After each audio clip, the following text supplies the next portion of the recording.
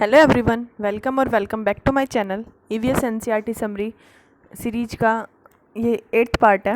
इससे पहले 7 पार्ट्स आ चुके हैं। अगर आपने नहीं देखे हैं तो चैनल पर प्लेलिस्ट बनी हुई है, उसमें जाकर आप देख सकते हैं।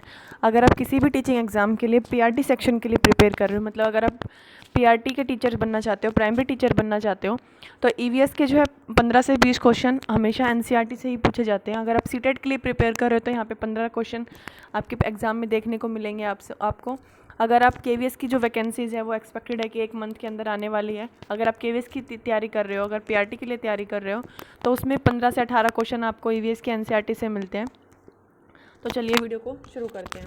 सबसे पहला जो हमारे पास क्वेश्चन है, टू श्रीनगर फ्रॉम लद्दाख। इसमें जो एरो लिखा हुआ है, इसमें कारगिल लिखा हुआ है। इसका मतलब क्या है कि अगर आप श्रीनगर से लद्दाख जा रहे हो तो बीच में आपको कारगिल होते हुए आपको लद्दाख जाना पड़ता है। उसके बाद है हाउसेज ऑफ श्रीनगर। श्रीनगर के हाउसेज कैसे हैं? House boat can be long as 80 feets and around 8 to 9 feet wide. Srinagar में जो हम हाउस बोट देखने को मिलती है, हाउस बोट का मतलब क्या है कि जो बोट होती हैं उनमें ही घर बने हुए हैं, वो 80 फीट लंबी होती है और 8 से 9 फीट चौड़ी होती है। उसके बाद होता है डोंगा। डोंगा क्या है? This boats can be seen in the Dal lake. यह डल लेक में देखी जा सकती है। जो डल लेक है वो और जो झेलम रिवर है उनमें जो एक डोंगा नाव होती है। फ्रॉम इनसाइड द डोंगा is just like a house with different room. जैसे कि हाउस बोट है, ऐसे ही डोंगा जो होती है क्या होती है कि जैसे कि एक घर बना हुआ है डिफरेंट अलग अलग रूम से, उन्हें हम डोंगा कहते हैं। उसके बाद डोंगा की कैरेक्टरिस्टिक बताई गई है कि beautiful carving on the wood can be seen on the ceiling of house boat and some big houses. जो बोट्स बनती है, हाउस बोट या जो डोंगा होती है, तो उनके अंदर ब्यूटीफुल कार्विंग की जाती है कि लकड़ी पर नक्काशियाँ की जाती है, उनको काट काट कर उनको तराशा जाता है और उनके ऊपर नक्काशियाँ की जाती हैं उनकी सीलिंग्स पर, घरों की छत पर। और दिस डिजाइन इज कॉल्ड कथम बांड। इस डिजाइन को हम क्या कहते हैं? कथम बांड बोलते हैं। क्वेश्चन में आया हुआ है कि कथम बांड जो है या फिर ये क्वेश्चन पूछा गया था कि जो हाउस बोट होते हैं उनकी जो हाउस की जो सीलिंग होती है उनके ऊपर जो कार्विंग की जाती है उसे हम क्या कहते हैं? तो उसे हम कहते हैं कथम बांड। और जो एक कथम बांड होती है, इसका एक पर्टिकुलर क्या होता है, एक पैटर्न होता है which as a pattern that look like a jigsaw puzzle, जो एक जिग्सा पजल की तरह दिखता है। उसके बाद हमारे पास नेक्स्ट है, in the village of Kashmir house are made from the stone cut and kept on the one top to the other and coated with the mud. जो कश्मीर में जो घर बनाए जाते हैं वो कैसे बनाए जाते हैं? वो पत्थरों को काट काट कर बनाए जाते हैं और उन पत्थरों को काट कर एक दूसरे के ऊपर रख कर उन्हें मड के साथ, उन्हें मिट्टी के साथ लिपा जाता है। Would is also use house having sloping roof. उनके घर बनाने के लिए वुड का, लकड़ी का भी इस्तेमाल करते हैं। और उनका जो घर होता है कश्मीर में, वो जो होता है स्लोपिंग रूफ होते हैं, मतलब ढलान वाली जो छतें होती हैं वो होती हैं। Some old houses have a special type of window. वहाँ के जो पुराने मकान, अगर पुराना कोई घर है तो उनमें आपको क्या देखने को मिलेगा? उनमें स्पेशल टाइप ऑफ विंडो होती है, स्पेशल टाइप की खिड़की होती है विच कम आउट ऑफ वॉल, जो वॉल से निकली हुई होती हैं। दिस इज़ कॉल्ड ढाब। उन्हें हम क्या कहते हैं? ढाब कहते हैं। और उनके ऊपर क्या होता है? एक ब्यूटीफुल वुड का पैटर्न होता है। जैसे काठम बंड एक नक्काशी थी, ऐसे ही वो एक स्पेशल नक्काशी थी जो जिक्सा पजल की तरह दिखती थी, ऊपर हमने पढ़ा था। इसी तरह जो ढाब होती है उनके ऊपर भी क्या होती है? वुड की पैटर्न्स बनाए जाते हैं, लकड़ियों को तराश कर उन पर पैटर्न्स बनाए जाते हैं। The old houses here are made up of stone, bricks and wood. यहाँ पे जो पुराने घर है वो किससे बने हुए हैं? स्टोन से, ब्रिक से, पत्थरों से, ईंटों से और लकड़ियों से। The door and window have beautiful arches. जो दरवाजे और जो खिड़कियाँ होती हैं उनकी जो आर्चेज है वो बड़ी ब्यूटीफुल है और उन्हें हम क्या कहते हैं? मेहराब। तो हमारे पास 3-4 वर्ड्स आए हैं, उनका हम फिर से देख लेते हैं। एक हमारे पास क्या है कि हाउस बोट क्या है और डोंगा क्या है। उसके बाद जो कार्विंग की बात हुई है वुड्स के ऊपर, उन्हें हम काथम बांड बोलते हैं। जो हाउस बोट पे जो होती है उसे हम काथम बांड बोलते हैं, ठीक है। उसके बाद जो कश्मीर के जो घर हैं, जो पुराने घर हैं, उनके जो विंडो है उनको हम क्या बोलते हैं? ढाब बोलते हैं।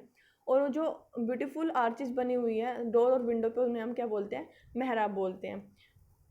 उसके बाद है व्हेन द अर्थ शुक। ये एक चैप्टर है, चैप्टर का नाम है ईवीएस में। उसमें क्या बताया गया है कि धरती पे भूकंप कब आया था? 26 जनवरी 2001 को अर्थक्वेक जो है उसने कच्छ एरिया में, गुजरात में एक भयंकर तबाही मचाई थी। तो उसके बारे में ये है कि गुजरात में कच्छ एरिया में भूकंप कब आया था? 26 जनवरी 2001 में। उसके बाद एक चैप्टर है ब्लो हॉट ब्लो कोल्ड। तो उसमें क्या बताया गया है, ये जो स्टोरी है ब्लो हॉट ब्लो कोल्ड, गर्म हवाएं ठंडी हवाएं, this story has been written by doctor Zakir Hussain, जो फॉर्मर प्रेसिडेंट ऑफ इंडिया है। इंडिया के जो फॉर्मर प्रेसिडेंट थे डॉक्टर जाकिर हुसैन, उनके द्वारा लिखी हुई एक स्टोरी है। The air coming out of our mouth can be cold और hot as compare to the temperature outside. इसका क्या है मतलब है कि हमारे मुंह से जो हवा बाहर आ रही है, जब हम सांस लेते हैं और छोड़ते हैं, तो जो सांस छोड़ते वक्त हमारे मुंह से जो हवा आ रही होती है वो कोल्ड भी हो सकती है, हॉट भी हो सकती है। वो किस पर डिपेंड करेगा कि बाहर जो है टेम्परेचर क्या है। उसके बाद है stethoscope is use to listen our heart beat. हमारे जो दिल की धड़कनें सुनने के लिए क्या कौन सा इंस्ट्रूमेंट यूज होता है? स्टेथोस्कोप। जो डॉक्टर हमारी दिल के लिए धड़कनें सुनता है तो उसे हम क्या कहते हैं? Stethoscope. The cold air come down as it's heavier.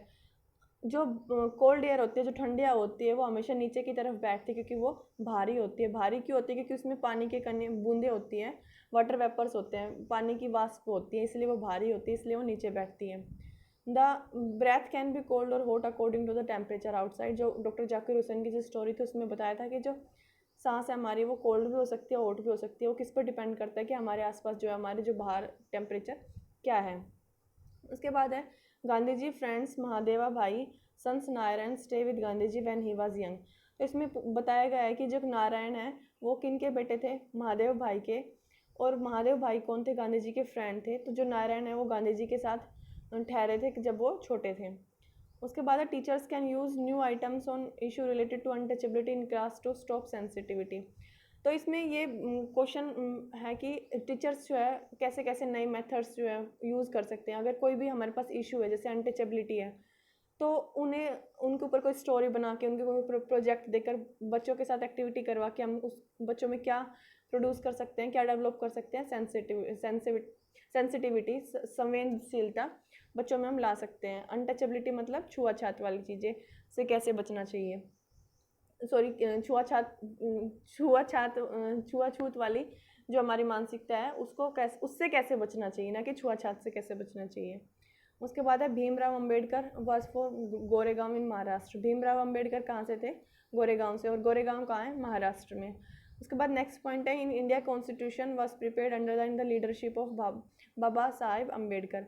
जो हमारा भारत का संविधान है वो किसकी लीडरशिप में, किसके नेतृत्व के अंदर बना था?